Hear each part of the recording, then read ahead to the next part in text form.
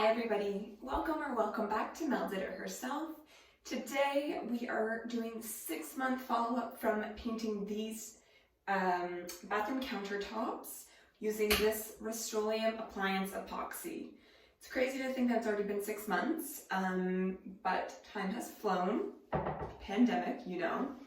And if anything else, if you don't want to watch the whole video, just know, seal of approval.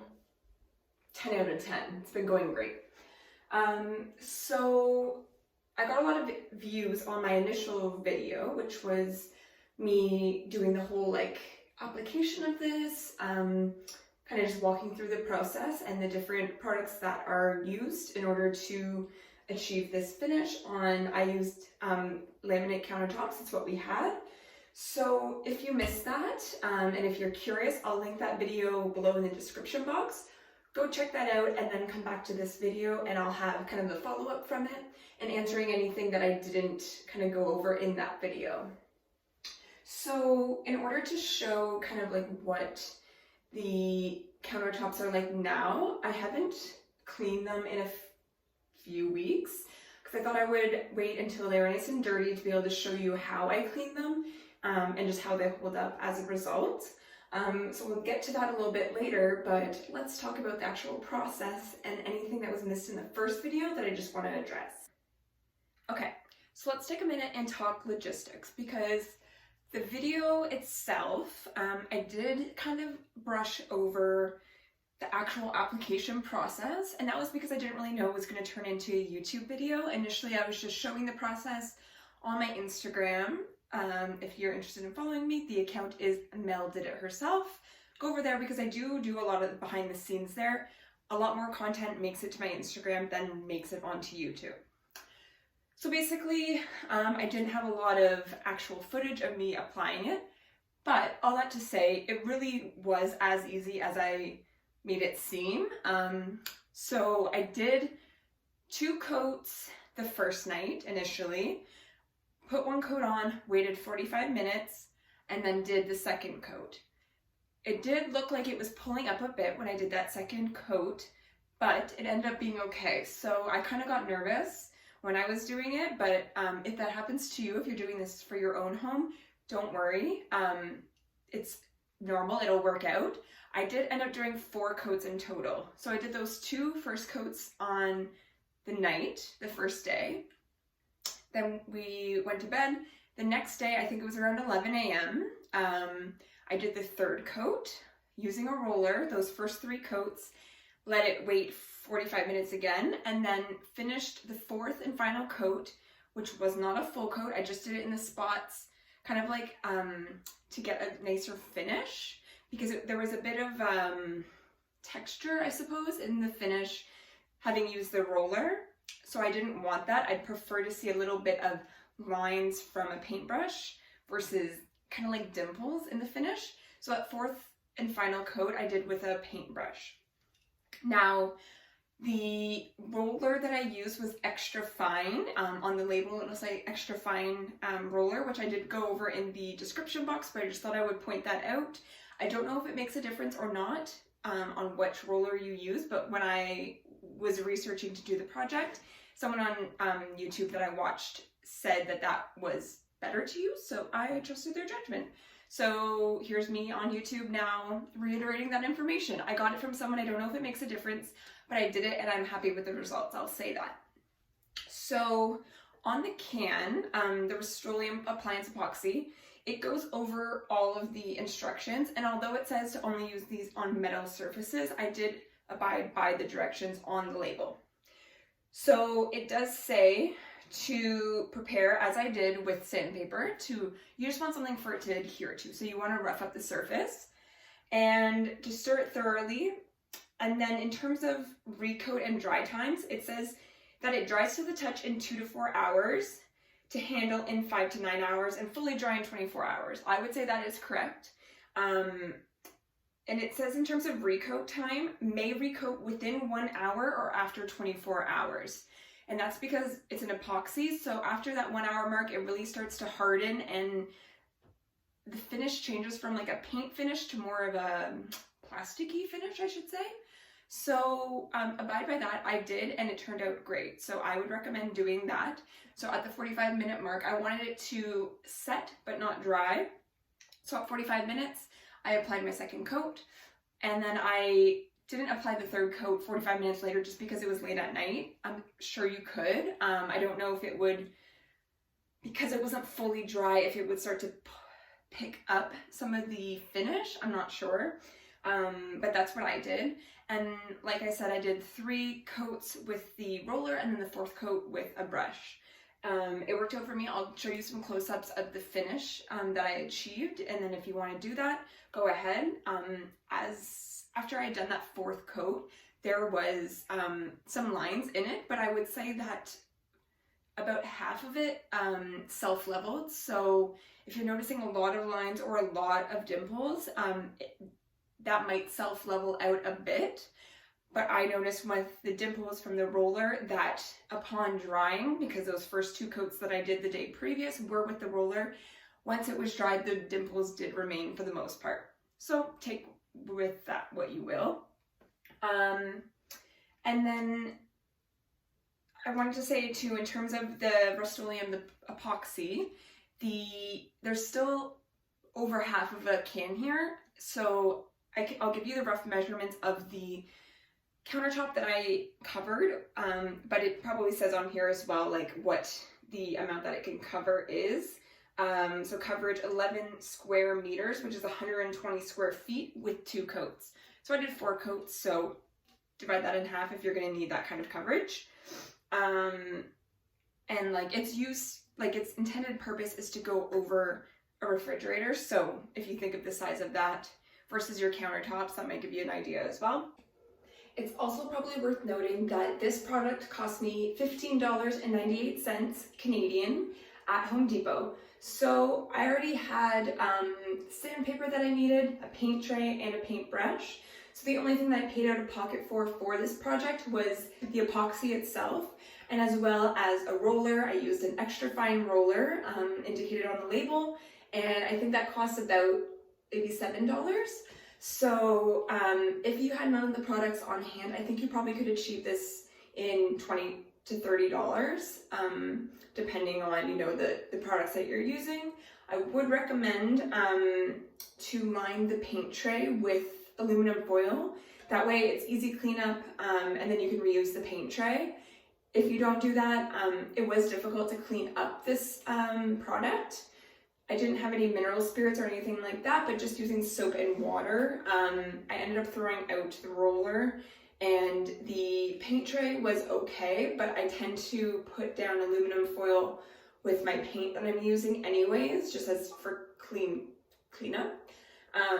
So I do that on it. I don't know if the leftover epoxy on that tray would mix in at all with the paint that I had. I would assume not. It's been, you know, 6 months. So it's probably hardened on there and isn't going to be lifted up, but just a warning. Okay, so I have left these countertops to get dirty for a couple weeks, so no judgment, please. But just to show you what kind of the finish is on the countertops, ignore all of the beard hair. My partner shaved his beard today. So you can see, well, I don't know if you can see, I don't know if it translates onto video, but there is some texture in the finish. It's not texture to the feel, but when it hits the light the right way, you can see kind of light lines in the finish. That was there since day one when I did it. I don't really notice it if I'm looking at it straight on, but just to note, depending on what your expectations are when using the product, that will be the case. The seal around the sink itself has held up great. I did put some caulking in between this rubber seal and the countertop itself, but I did put the product as close to the seal as I could. So, I mean, it kind of all balances itself out, I think. So I'm gonna take you through my cleaning process of it. And in order to clean this, the countertops, I don't really use anything special, and I maybe should, but I don't. So often I will use Clorox or Fantastic for the cleaners, just all-purpose cleaners, but they are bleach-based. So I'm not, doing anything extra to help protect the countertops. I do use this Method all-purpose natural cleaner sometimes, but I don't exclusively. So all that to say that it's held up great, and it's had harsh chemicals on it, and that hasn't made any difference in the finish or anything like that. So keep that in mind. Probably best to always use a natural one, but not necessary if you had that question. Today I'm just going to use the Clorox bleach-based all-purpose cleaner just because there's not a lot left and I want to use it up. And to scrub at and get at, making sure I'm getting in all the nooks and crannies, I just use one of these plastic bristle brushes. I think it's one that you'd normally use in a kitchen to fill with soap and like clean the dishes with, but it's a Betty Crocker brand from Dollarama. It's what I use because the bristles are hard enough to scrub off anything that's built up, but they're soft enough that they're not like interfering with any sort of finish. Although if I had a harder bristle brush, I honestly don't think it would be getting in and affecting the countertops because since it's an epoxy, it's much more durable and tough once it's completely set. I don't think there's anything that would really interfere with the finish, if I'm being honest. I think if you dropped a knife on this, I don't think it would really affect the finish even, which is very positive and something that I wish I had heard from someone who had done this while I was doing this project, because it's a bathroom, there's lots of hair care products and things like that that are used in and around the bathroom vanity, and I wanted to make sure, that I wasn't going to have to put special care into the maintenance of it, and I knew my partner wouldn't necessarily keep it at top of mind to be doing that as well. So I'm glad it's quick and easy maintenance. You could see just, the finish isn't affected, and also I haven't found it to be an issue that this is peeling at all. Like, I don't take any special care around the sink itself in terms of thinking that the epoxy is going to peel up or anything like that. I've never had any issues, and I don't anticipate having them in the future either.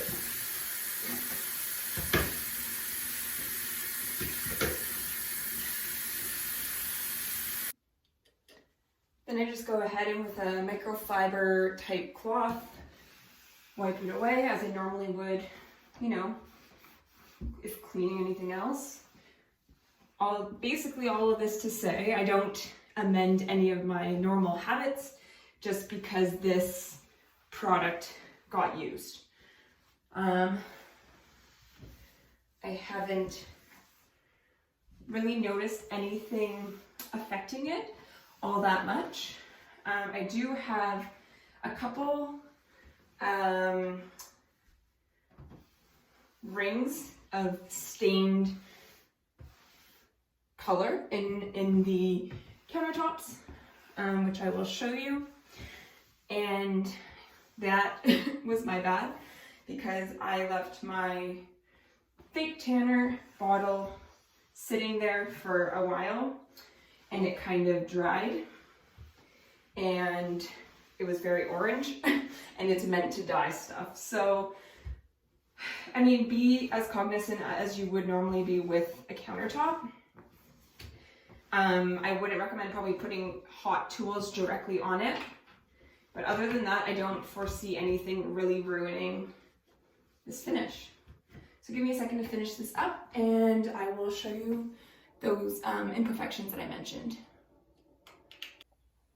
Okay, so we're flipped around. I do hope this translates on camera, and I apologize if it doesn't. So if you can see, yeah, so we have a couple circle stains, I suppose it is, in the finish. One there, and one there. I have let it sit with some bleach. It doesn't go away. So keep that in mind to, you know, wipe the bottoms of your items. Like I said, I'm pretty confident that's for my self-tanner, so that's my bad. But just to be aware that it's not impenetrable. But I haven't noticed any nicks or anything like that in the surface. So you can kind of see that texture here like I was talking about. But I will say I have obviously everything removed off of the thing. But other than when I'm cleaning it, I don't notice these circles at all. And I'm someone that notices details. So it's very inconspicuous. And another thing that I didn't know if it was going to annoy me or not was the difference of the white sink to the white countertops, which are obviously far more white, or cool toned white, I suppose. And that also hasn't bugged me because with the things on the counter, it distracts from it anyways. So that hasn't been an issue. And you can see it's, yeah, it's a good finish, all things considered.